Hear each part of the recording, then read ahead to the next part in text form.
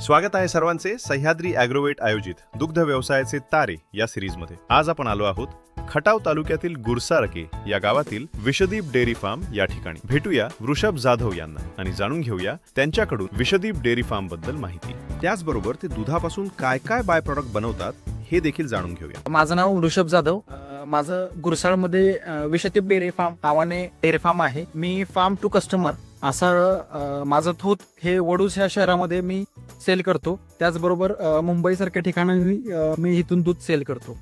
तर माझा हा 1 एकराच्या परिसरामध्ये माझा हा डेअरी फार्म आहे। चला तर आपण बघूया कशा पद्धतीने काम होतं आणि कशा पद्धतीने दूध हे आपण फार्म टू कस्टमर कसं दूध आपण डिलिव्हर करतो हे आपण बघूया। चला, आपला डेअरी फार्म आहे। आता आपण ह्या डेअरी फार्म मध्ये आलोय।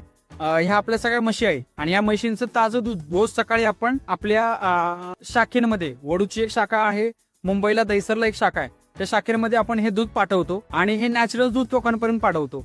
तसेच ह्या म्हशी मुक्त गोठ्यात असतात। मुक्त गोठ्यातनं आतमध्ये आल्यानंतर ना सकाळ संध्याकाळ त्याची आपण रोज त्यांना धुतलं जातं, सकाळी संध्याकाळी धुतलं जातं। धार काढायच्या अगोदर धुतलं, तसं बघितलं तुम्ही त्या फाईलला तर धार धुवायचं काम चालू आहे। जर समजा तुम्ही कच्चं दूध जर समजा मार्केटमध्ये विकायला गेला तर तुम्हाला 70-75 रुपये 80 रुपये पर्यंत रेट मिळाला। तर आज आमच्यासारख्या सिटीमध्ये त्या दुधाला तेवढा रेट मिळत, प्रोडक्शन चालू केल्यानंतर जर समजा तुम्ही 1 किलो बासुंदी बनवल्यानंतर तुम्हाला जे 70 रुपये मिळणार होते दुधाचे ते तुम्हाला 80, 90, 95 रुपये पर्यंत ते तुमचं प्रॉफिट वाढलं। प्रोसेस केली, प्रोसेस केल्यानंतर ते दूध तुमचं 85, 90 रुपये, 95 रुपयाच्या आसपास ते तुमचं जायला। अशा पद्धतीने आपण श्रीखंड बनवतो, बासुंदी बनवतो, पनीर बनवतो, दही असेल, ताक असेल, लस्सी असेल, असे दुधाचे उपपदार्थ हा व्यवसाय करायला 100% परवडतो। तुम्ही लोकांना जर चांगलं दिलं आणि चांगल्या क्वालिटीचं जर प्रोडक्ट दिलं तर लोक तुमच्याकडनं 300, 400 नाही, 500 नाही। आज मी पनीर जे माझं विकतो मुंबई सारख्या सिटीमध्ये असेल किंवा पुण्यासारख्या सिटीमध्ये असेल ते 450-500 रुपये किलो विकतो। 2 म्हशीपासून आपण सुरुवात केली गोठ्याची। 2022 पर्यंत आपण दुधावरती धंदा केला,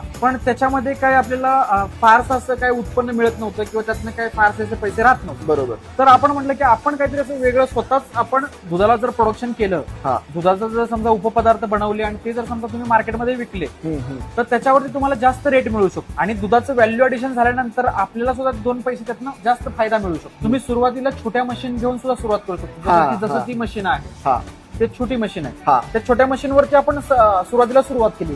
म्हणजे हे फक्त किती 1 लाखामध्ये आपण सुरुवात केली। हळूहळू हळूहळू जसं जसं आपल्याला त्याच्यामध्ये ग्रिप मिळत जाईल किंवा जसं जसं आपल्याला पुढे ऑर्डर्स आपल्या वाढत जातील, मार्केटमध्ये आपलं नाव होईल, त्या पद्धतीने आपण हळूहळू या मशिनरी सगळं वाढवत गेलो। शेतकरी मित्रांनो, आपण देखील दुग्ध व्यवसायातील एक यशस्वी उद्योजक असाल तर आपली ही माहिती आम्ही इतर शेतकरी बांधवांपर्यंत पोहोचवण्यासाठी सहकार्य करू। यासाठी आम्हाला संपर्क करा। सर्वांनी नक्की पाहत रहा दुग्ध व्यवसायातील तारे।